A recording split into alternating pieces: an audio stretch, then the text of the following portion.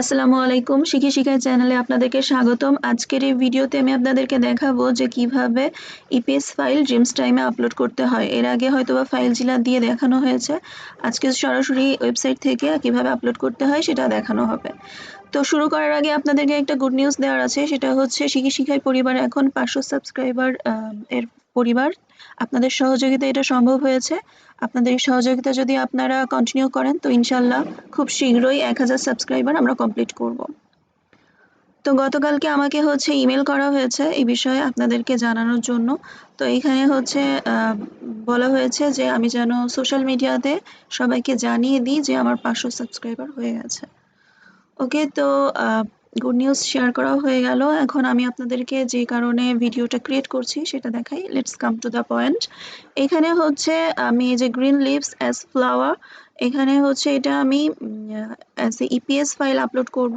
তবে আপলোড করার আগে আপনাদের একটা কথা জানিয়ে দেওয়া দরকার, সেটা হচ্ছে আপনারা এই ইপিএস ফাইলটা ক্রিয়েট করার সময় ফাইলের যে নেম দিবেন সেই নেমটা এবং এর জেপিজি ফাইলের নেমটা সেম দিবেন।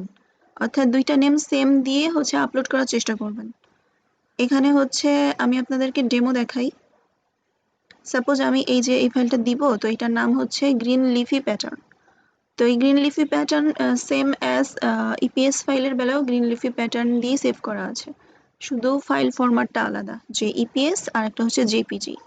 তো ড্রিমস টাইমে বেসিক্যালি আপনি জেপিজি ফাইলটা আগে আপলোড করবেন, দেন আপনি ইপিএসটা আপলোড করে দিতে পারবেন পেন্ডিং ফাইলসে যে।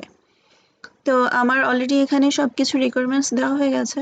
দেওয়ার পরে এখন আমি এখানে সাবমিটে ক্লিক করব। ওকে, তোমার ফাইল সাবমিট হয়ে গেছে। এখন আমি এই যে পেন্ডিং ফাইলস আছে এখানে যাব। এখানে যাওয়ার পরে আমি এডিটে ক্লিক করব।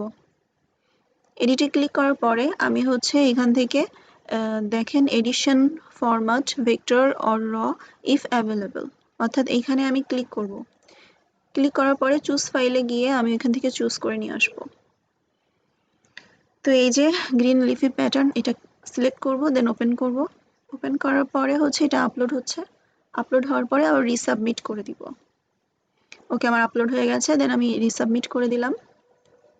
এখন সাবমিট করার পরে এখানে বলা হয়েছে operation completed successfully, changes require up to 48 hours from updates in the search engine.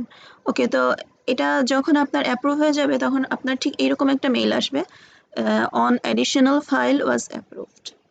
তো এরকম একটা মেইল আসবে এবং সিলেক্ট হলে আপনার যে ফাইল আছে এখানে যখন সেল করা হবে ওখানে ইপিএস ফরম্যাটও দেখাবে। যখন কেউ ডাউনলোড করতে চাইবে তখন ওখানে ইপিএস ফরম্যাটটাও শো করবে। আপনাদেরকে আমি দেখিয়ে দিই।